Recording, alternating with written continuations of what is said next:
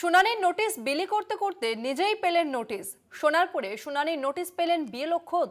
পূর্ব মথুরাপুর এলাকায় 236 নম্বর পার্টের বিএলও 30শে জানুয়ারি শুনানির ডাক কার্তিক চ্যাটার্জিকে। একই দিনে তার বুথের আরও 62 জন ভোটারের শুনানি। এ নিয়ে বিস্তারিত জানবো, আমাদের সঙ্গে ফোন লাইনে রয়েছে প্রতিনিধি সুখদেব দে। সুখদেব, খোদ বিএলও তিনি নিজেই শুনানির নোটিশ পেলেন, ঠিক কি কারণ বলে জানতে পারছো?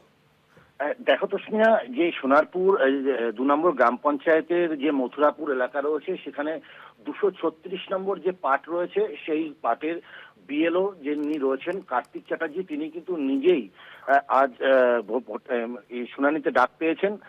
তিনি যেটা জানাচ্ছেন যে এই শুনানিতে ডাক পাওয়ার মূলত কারণ কিছু তাদের ফর্ম ফিল আপের সময় কিছু অসঙ্গতি হয়েছিল, কোনো ভুল ফিল আপ হয়েছিল, যার কারণেই কিন্তু এই শুনানিতে ডাকা হচ্ছে। তিনি কিন্তু এই শুনানিতে ডাকার জন্য কিন্তু উনি সেইভাবে কোনো ক্ষোভ উগড়ে দেয়নি, কেন ডাকা হচ্ছে, কি কারণে ডাকা হচ্ছে। তিনি কিন্তু বিষয়টা নিয়ে তিনি কিন্তু যে সাধারণ যারা ভোটাররা রয়েছেন, যারা ইতিমধ্যেই শুনানিতে ডাক পেয়েছেন, তাদেরকেও কিন্তু ডাকা হয়েছে। এই ঘটনাটি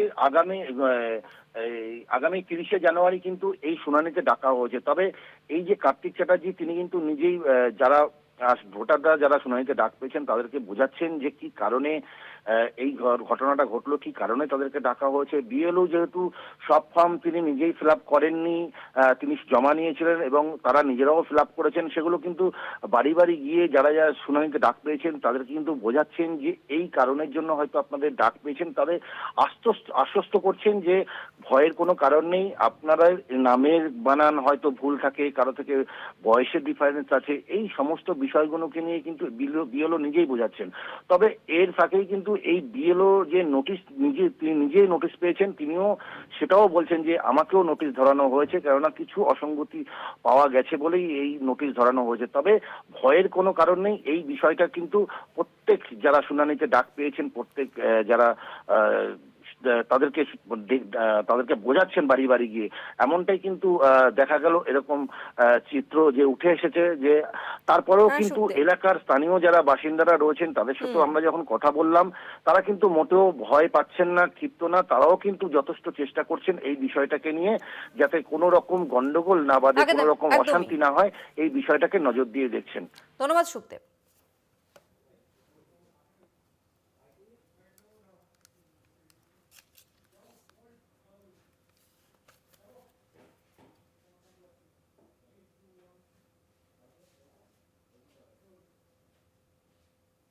আমার বলার আছে, যেটা হচ্ছে যখন প্রথম দফায় আমাদের অ্যাপে লজিক্যাল ডিসক্রিপেন্সি এলো, তখন বলা হলো যে যাদের আপনারা ভেরিফিকেশন করুন, যাদেরকে আপনার মনে হচ্ছে যে এদের কোনো ডকুমেন্টস জমা দেওয়ার দরকার নেই বা কিছু দরকার নেই, আপনারা নো অ্যাকশন রিকোয়ার্ড করে দেবেন। তো আমরা সেটাই করেছিলাম।